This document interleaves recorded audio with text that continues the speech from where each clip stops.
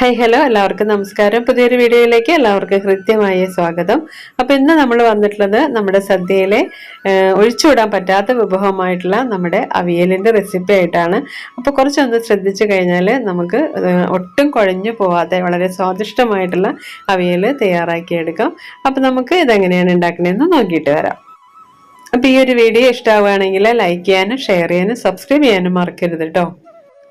അപ്പം നമുക്ക് അവിയലിന് ആവശ്യമായിട്ടുള്ള പച്ചക്കറികൾ ഞാൻ ഇവിടെ എല്ലാം എടുത്ത് വെച്ചിട്ടുണ്ട്. ഇതിൻ്റെ കറക്റ്റ് മെഷർമെൻറ്റും കാര്യങ്ങളും ഞാൻ ഡിസ്ക്രിപ്ഷൻ ബോക്സിൽ കൊടുത്തേക്കാം കേട്ടോ. അപ്പം നമുക്ക് പടവലങ്ങ വേണം, വെള്ളരിക്ക വേണം, മുരിങ്ങക്കായ വേണം, അച്ചിങ്ങ, ക്യാരറ്റ്, പച്ചക്കായ, അതേപോലെ തന്നെ ചേനയും കൂടെ വേണം കേട്ടോ. ചേന നമ്മൾ എടുത്ത് വെച്ചിട്ടില്ല, ചേനയും കൂടെ വേണം. അപ്പോൾ എല്ലാം ഇതേപോലെ നന്നായിട്ട് നീളത്തിൽ കട്ട് ചെയ്തെടുത്ത് വാഷ് ചെയ്തെടുത്ത് വെച്ചിട്ടുണ്ട്. ഇനി ഇതിലേക്ക് ആവശ്യത്തിന് നമ്മൾ മഞ്ഞൾപ്പൊടി ചേർത്ത് കൊടുക്കുകയാണ്. ഞാനിവിടെ ഒരു 3/4 ടേബിൾ സ്പൂൺ മഞ്ഞൾപ്പൊടി ചേർത്ത് കൊടുത്തിട്ടുണ്ട്. അതേപോലെ 1 ടേബിൾ സ്പൂൺ മുളക് പൊടി ചേർത്ത് കൊടുത്തിട്ടുണ്ട്. ഇനി നമ്മൾ കുറച്ച് കറിവേപ്പില ഇട്ട് കൊടുക്കുന്നുണ്ട്. ഇനി ഇതിലേക്ക് ഏറ്റവും അത്യാവശ്യം വേണ്ട സംഭവമാണ് നമ്മുടെ വെളിച്ചെണ്ണ. അപ്പോൾ വെളിച്ചെണ്ണ ഒരു 3-4 ടേബിൾ സ്പൂൺ വെളിച്ചെണ്ണ ഞാൻ ഒഴിച്ച് കൊടുക്കുന്നുണ്ട്. അപ്പോൾ ഇതൊരു ചെറിയ ക്വാണ്ടിറ്റി അല്ല കേട്ടോ, ഇതൊരു 10-35 പേർക്ക് കഴിക്കാൻ പറ്റുന്ന ഒരു ക്വാണ്ടിറ്റിയാണ് ഞാനിപ്പോൾ ഉണ്ടാക്കുന്നത് കേട്ടോ. അപ്പോൾ ഇതെല്ലാം കൂടെ ചേർത്ത് കൊടുത്തതിന് ശേഷം നന്നായിട്ടൊന്ന് മിക്സ് ചെയ്ത് കൊടുക്കണം. ഒരു 1/4 ലിറ്റർ വെള്ളം കൂടെ ചേർത്ത് കൊടുക്കുന്നുണ്ട് കേട്ടോ. സാധാരണയായിട്ട് നമ്മൾ അവിയലിൽ വെള്ളം ചേർക്കേണ്ട ആവശ്യമില്ല, അത് ആവിയിൽ വേവണം എന്നാണ് പറയുക. പക്ഷേ നമ്മളിപ്പോൾ ഇതേപോലെ ഇത്രയും കഷ്ണങ്ങളൊക്കെ നമ്മൾ ഇത്രയും വലിയൊരു സ്റ്റൗവിലൊക്കെ വെച്ചിട്ട് ഉണ്ടാക്കുമ്പോൾ കുറച്ച് വെള്ളം ചേർത്ത് കൊടുത്തില്ലെങ്കിൽ അടിയിലൊക്കെ പിടിക്കും. അപ്പോൾ അതുകൊണ്ട് ഞാൻ കുറച്ച് വെള്ളം ചേർത്ത് കൊടുക്കാറുണ്ട് കേട്ടോ. എന്നിട്ട് അടച്ച് നമ്മൾ ഒരു 2-3 മിനിറ്റ് കഴിയുമ്പോൾ തന്നെ നമ്മൾ ഇളക്കി കൊടുക്കണം. ഇടയ്ക്കിടയ്ക്ക് തുറന്ന് നമ്മൾ ഇളക്കി കൊടുക്കണം. അതല്ലെങ്കിൽ വെള്ളമൊക്കെ വറ്റി അടിയിലൊക്കെ പിടിക്കാനായിട്ട് ചാൻസ് ഉണ്ട്. അപ്പോൾ ഇതാ ഇപ്പോൾ ഏകദേശമൊക്കെ ഒന്ന് വെന്ത് വന്നിട്ടുണ്ട് കേട്ടോ നമ്മുടെ കഷ്ണങ്ങളെല്ലാം ഇങ്ങനെ ഒരുപാട് വെന്ത് ഉടഞ്ഞു പോകുന്ന ഒരു രീതിയിലല്ല ഞാൻ അവിയൽ ഉണ്ടാക്കാറ്. അപ്പോൾ ഇതാ ഇപ്പോൾ പകുതി വേവായിട്ടുണ്ട് നമ്മുടെ കഷ്ണങ്ങളെല്ലാം. അപ്പോൾ അതിലേക്ക് ആവശ്യത്തിനുള്ള ഉപ്പ് ചേർത്ത് കൊടുക്കുകയാണ് കേട്ടോ. നമ്മൾ ഉപ്പ് ചേർത്ത് കൊടുത്തതിന് ശേഷം നന്നായിട്ടൊന്ന് മിക്സ് ചെയ്ത് കൊടുക്കുക. ഒന്നും കൂടെ നമ്മൾ അടച്ചു കൊടുക്കുന്നുണ്ട് കേട്ടോ.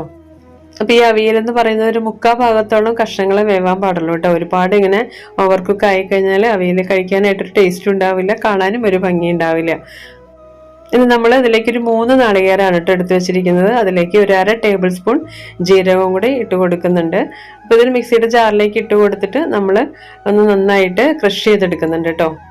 അപ്പോൾ അവിയലിൻ്റെ അരപ്പ് ഒരുപാട് ഓവറായിട്ട് അരയൊന്നും വേണ്ട, ജസ്റ്റ് ഒന്ന് ക്രഷ് ചെയ്തെടുത്താൽ മതി. ഇനി അതിലേക്ക് ഒരു 5-8 പച്ചമുളകും കൂടെ ചേർക്കുന്നുണ്ട്. മുളക് പൊടിയല്ല, പച്ചമുളകാണ് നമ്മൾ ഇതിലേക്ക് കൂടുതലായിട്ട് ചേർത്ത് കൊടുക്കുന്നത്. കുറച്ച് കറിവേപ്പിലയും കൂടെ ചേർത്തിട്ടാണ് ഞാനത് ചതച്ചെടുക്കുന്നത് കേട്ടോ. അപ്പോൾ നമ്മുടെ കഷ്ണങ്ങളൊക്കെ അത്യാവശ്യം വെന്ത് വന്നിട്ടുണ്ട്. ഈ ഒരു സമയത്ത് നമ്മൾ പുളിക്ക് ആവശ്യത്തിനുള്ള മാങ്ങ ചേർത്ത് കൊടുക്കുന്നുണ്ട്. അപ്പോൾ മാങ്ങ ഇല്ലെങ്കിൽ പകരം നമുക്ക് തൈര് വേണേലും ചേർത്ത് കൊടുക്കാം കേട്ടോ. ഈ മാങ്ങയൊക്കെ ഇട്ട് അവിയൽ ഉണ്ടാക്കുമ്പോൾ ഒരു പ്രത്യേക ടേസ്റ്റ് തന്നെയാണ്. നമ്മളിനി ഒന്നും കൂടെ നമ്മൾ അടച്ചു കൊടുക്കുകയാണ്. ഇനി നമ്മൾ ചതച്ച് വെച്ച് നമ്മുടെ നാളികേരത്തിലേക്ക് ഒരൽപ്പം മഞ്ഞൾപ്പൊടിയും കുറച്ച് ഉപ്പും കൂടെ ചേർത്തിട്ട് കൈ വെച്ച് തന്നെ നന്നായിട്ടൊന്ന് മിക്സ് ചെയ്ത് കൊടുക്കുന്നുണ്ട് കേട്ടോ. അപ്പോൾ ഞാൻ നമ്മളുടെ ഈ നാളികേരം മുഴുവനായിട്ട് മിക്സിയിലിട്ടിട്ട് ക്രഷ് ചെയ്യാറില്ല. കാരണം നമ്മളുടെ തേങ്ങ ചിരണ്ടണ മിഷ്യത്തിലാണ് തേങ്ങ ചിരണ്ടണത് കേട്ടോ. അപ്പോൾ അതിൽ ചിരണ്ടണത് കൊണ്ട് തന്നെ ഭയങ്കര പൊടിയായിട്ടാണ് നമുക്ക് നാളികേരം കിട്ടുക. അപ്പോൾ അല്ലാണ്ട് ക്രഷ് ചെയ്ത് കഴിഞ്ഞാൽ ഒന്നും കൂടെ ഇതായി പോവും. അപ്പോൾ അതുകൊണ്ട് ഞാൻ അങ്ങനെ മുഴുവനായിട്ട് ക്രഷ് ചെയ്യില്ല, പകുതി മാത്രം ക്രഷ് ചെയ്തെടുക്കും. ബാക്കി നമ്മൾ കൈ വെച്ചിട്ട് ഒന്ന് നന്നായിട്ടൊന്ന് മിക്സ് ചെയ്തെടുക്കുകയാണ് പതിവ്.